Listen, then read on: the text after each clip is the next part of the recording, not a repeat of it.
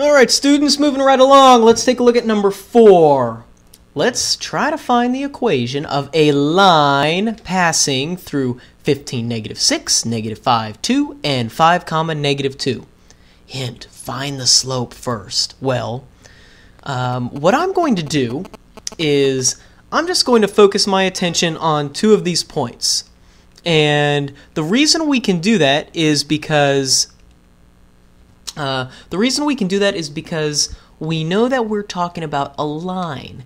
So it doesn't matter between which points we find the rate of change, the slope. Because if we draw a little straight line here, isn't the slope from here to here the same as the slope from here to here, which is also the same as the slope from here to here? It is, because all these triangles are proportionate. So no matter between whatever points we choose to work with, our slope will always be the same. So what I'm going to do is I'm just going to choose, since I'm a creature of habit, I'm just going to choose those first 2 points. So I'm going to draw my little cute table here. Oops, I need to straighten out my drawing pad. X and Y, and that gives, let's see here, oops, 15, negative 6, and negative 5, comma 2. Alright, well, we'll calculate our change in Y, which is our vertical change, our rise, and then we'll calculate our change in X, which is our horizontal change, our run. So ask ourselves the question, how do we get from negative 6 to 2? Well, it's a change of positive 8. How do we get from 15 to negative 5? That's a change of negative 20. So our slope is 8 over negative 20, which reduces to negative 2 over 5. Doesn't matter where you put this negative sign. This negative sign can be in the numerator, it could be out here, it could be in the bottom. But what I like to do is, I always like to put the negative sign in the numerator there. So this is our slope, negative 2/5, and we have 3 points to choose an h and a k from. I'm going to choose this one because I always like my h's to be positive. It minimizes error. So I'm going to choose 5 to be my h and k, and negative 2 to be my k. So h equals 5, k equals negative 2. Y equals m times the quantity x minus h, m times the quantity x minus h plus k. K is a negative 2, so it's plus negative 2, or in other words, minus 2. Let's distribute that negative 2/5 to both the x and the negative 5.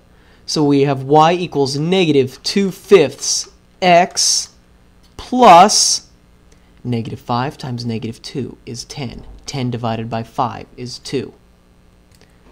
Minus 2. Well, looks like those guys will cancel out, and that leaves us with negative 2/5 x equals y. This is a line that contains all 3 of these points. Pretty cool.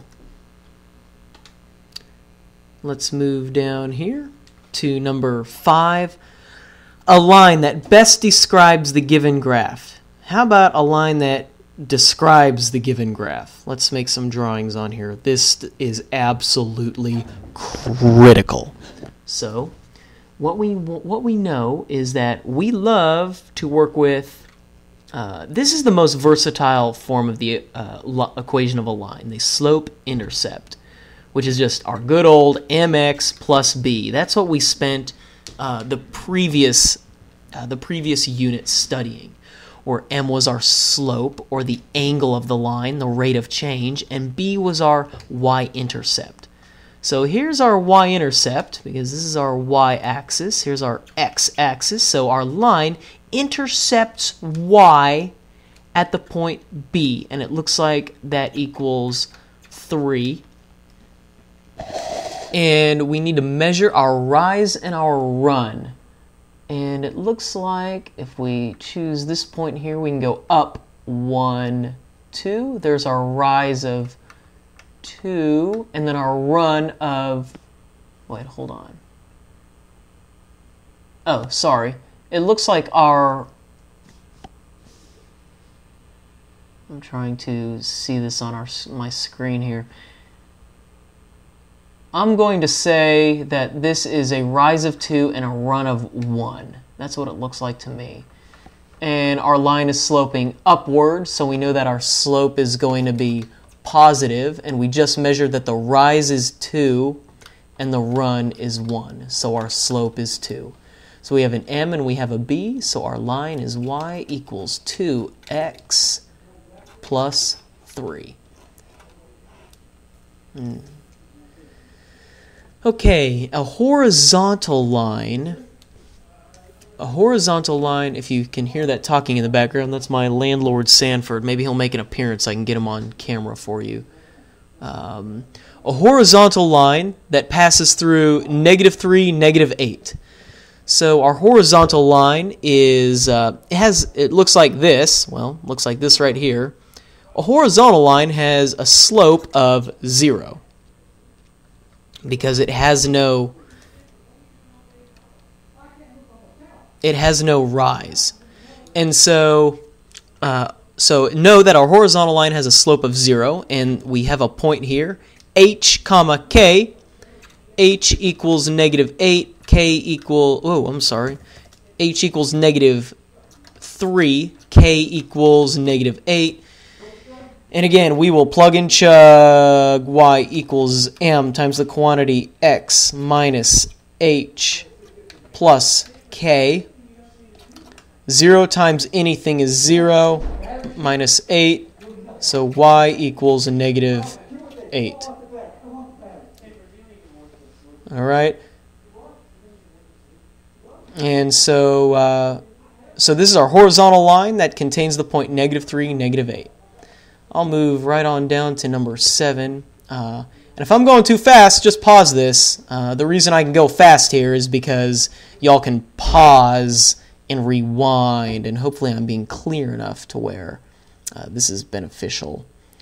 So number 7, a line parallel to y equals 5/3 x plus 1, and passing through -3, -7. I'm going to turn on my pen tool.